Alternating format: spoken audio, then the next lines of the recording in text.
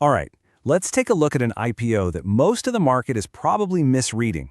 On the surface, it looks like just another coal company, but if you dig a little deeper, you start to see something else entirely. You see a critical bottleneck in India's entire industrial strategy. So, let's break it down. Before we get into the company itself, there's one number you have to understand: 90%. Just let that sink in. India imports nearly 90% of the specialized fuel it needs to make steel. This isn't just a statistic, it's a massive strategic vulnerability, right at the core of the country's entire growth story. So that's the problem, the massive import dependency. And that brings us to the company at the heart of this whole thing. See, inside India, there's only one company that controls the country's domestic reserves of this critical fuel. Just one. And its name is Bharat Coking Coal Limited, or BCCL.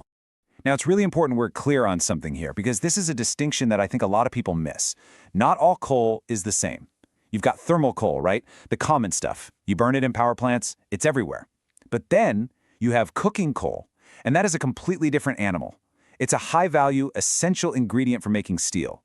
It's a strategic asset, and that's where the real money is. So, we're moving on to the next part, and this is where things get, well, a little strange. This is the great contradiction at the heart of this company. I mean, you'd think BCCL, with its monopoly on coking coal, would be the champion of India's steel industry, right? But when you look at what they're actually doing, you find a business model that seems fundamentally broken. Just look at this chart. It tells you everything you need to know. Nearly 80%, 78.5% of their coal sales go to the power sector, and only 2.5% goes to steel plants. Let me say that again. They're taking this incredibly valuable, strategic coking coal and selling it as cheap thermal fuel to power plants. This is the absolute core of the problem, right here. So you have to ask yourself, why? I mean, why on earth would a company with a monopoly on a high-valued resource sell it for just a fraction of what it's truly worth? It just doesn't make sense, does it? Well, the answer, it turns out, is pretty simple. It's in the quality of the coal itself. You see, the raw coal that BCCL pulls out of the ground, it's just not clean enough. It has a really high ash content, it's full of impurities, so in that raw state, you can't use it in a steel mill's blast furnace. It would clog up the works. But a power plant can burn just about anything, so that's where it goes. And this right here is the key that unlocks the entire story. It's what we call the washery arbitrage. It's basically a cleaning process.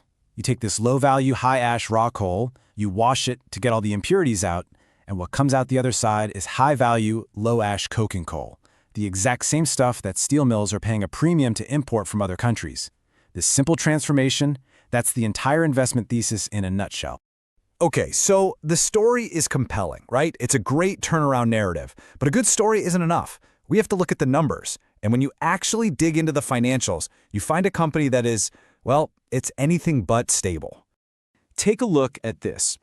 The company's EBITDA, its operating profit, plunged by nearly 70%. A 70% drop in the first half of the year compared to the year before. That's not just a small dip, that's a collapse. This tells you straight away that this is an incredibly volatile business with very, very little room for error. So what's going on here? Why are the profits so fragile? Well, it comes down to their cost structure. A whopping 84% of their mining is outsourced. Now, when coal prices are high, that's great. Everyone's making money. But what happens when coal prices fall? Their costs, what they pay their contractors, don't drop nearly as fast, so their margins get absolutely crushed. It's a massive structural weakness baked right into their business model. Okay, now for what might be the biggest head-scratcher of all. Normally, when a company has an IPO, it's to raise money, right? To fund growth. In this case, you'd think they'd be raising money to build all those crucial washeries we were just talking about. Well, think again. This IPO raises exactly zero new capital for the company. How's that possible? Well, it's because this is what's called an offer for sale, or an OFS. It's 100% OFS. That means the existing shareholder, in this case the parent company, Coal India, is selling its own shares. All the proceeds, every single rupee, goes to the parent. BCCL, the company you're actually investing in, gets nothing. So the money needed to fund the very transformation that makes this company interesting, it's not coming from this IPO. That is a huge red flag. But the risks don't stop there. Now we need to go even deeper. We have to look past the income statement, past the balance sheet, and look at the risks that are literally embedded in the ground this company operates on. There are three big ones you need to know about. First, their main asset, the Jharia coal field. Parts of it have been literally on fire for over a century, 100 years. Second, their wage bill is enormous. Even with all that outsourcing, employee costs eat up almost half their revenue. That's an incredibly rigid cost structure. And finally, the company is sitting on an absolute mountain of contingent liabilities. Yeah, let's just park on that last point for a second. We're talking about almost 3,600 crore in contingent liabilities. To put that in perspective, that's 62% of the company's entire net worth. That's a massive amount of money just sitting there, tied up in potential legal fights and tax disputes. This is a huge risk, and I'm not sure the market is really pricing it incorrectly. So when you step back and look at the whole picture, you're left with this complete contradiction. On the one hand, you've got this strategic asset, a monopoly, sitting at the absolute heart of India's steel ambitions. And on the other hand, you have a business that is financially volatile and riddled with some pretty serious operational risks.